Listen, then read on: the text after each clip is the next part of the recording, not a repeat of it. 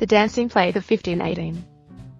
It happened in Strasbourg, Alsace, where it's thought that 50 to 400 people were dancing for days on end without rest.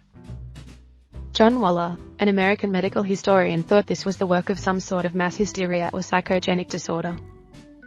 These only happen in cases of extreme stress. The 1904 Olympic Marathon in St. Louis. 32 athletes took part, but only 14 were able to finish. There was only one water station in the entire 26-mile course. The winner was later disqualified because they found out he drove half the race in his car. The new winner, the guy who came in second, had to be carried over the finish line by his trainers because they'd been dosing him the whole time with a strange mixture of strychnine, brandy, and egg whites. Several people almost died of internal injuries. Multiple runners stole things from passersby. Most people in the race weren't even Olympic-level athletes, just amateur runners, many of whom didn't even have to run a full marathon to qualify. I also have a marathon one. There is a 543 and 875 kilometers marathon from Sydney to Melbourne. It is one of the toughest ultramarathons. In 1983, a man named Cliff Young showed up at the start, wearing overalls and safety boots. He wanted to run. He was also 61 years old. Most runners take 5 days to finish it, by running for 18 hours then sleeping for 6 hours. Cliff didn't know that. He just ran. He ended up winning, and setting a new course record.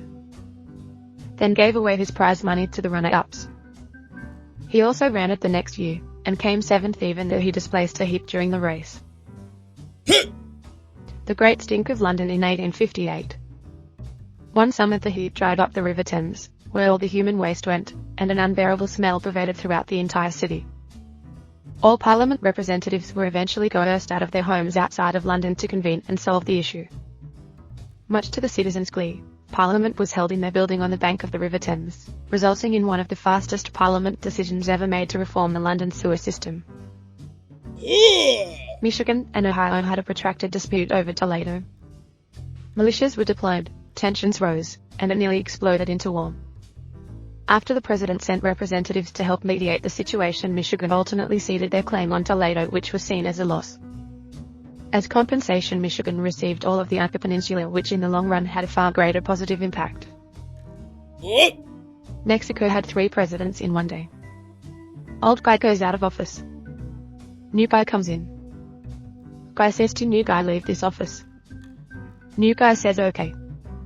Other guy gets in. New guy had the shortest president, with being president for less than an hour. I am surprised no one has mentioned Domo Boy. He was a Finnish soldier in World War II. While out on a ski patrol with his fellow soldiers, they were attacked by Soviet forces, but managed to escape. Kohunen was also the sole carrier of the team's Pervitin, a methamphetamine meant to keep soldiers awake. He took all the pills from a bottle, and boy did he wake up. He got separated from his group, captured by Soviets again, escaped again, injured himself on a landmine, and subsisted entirely off of nuts, berries, and a bird he not only caught with his bare hands, but ate raw, too.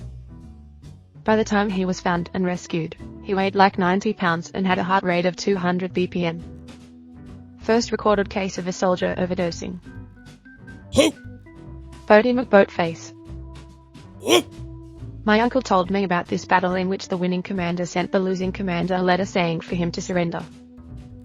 The losing commander sent back a letter that just said nuts on it. It inspired the losing army so much that they won the war. I don't know if this is real, but I really hope it is. Project Azorian. Wrecked Soviet nuclear submarine in Pacific. CIA is on the scene. Oh, you know that aviation nut Howard Hughes. Let's have him construct an enormous ship built for secretly lifting said submarine 16,000 feet below with a giant claw, then transport it back to States. Great plan, guys, let's roll. This was $4.7 billion to only retrieve half of the sub. It broke apart during the lift, and without any nukes nor encryption equipment. Still a mission success though.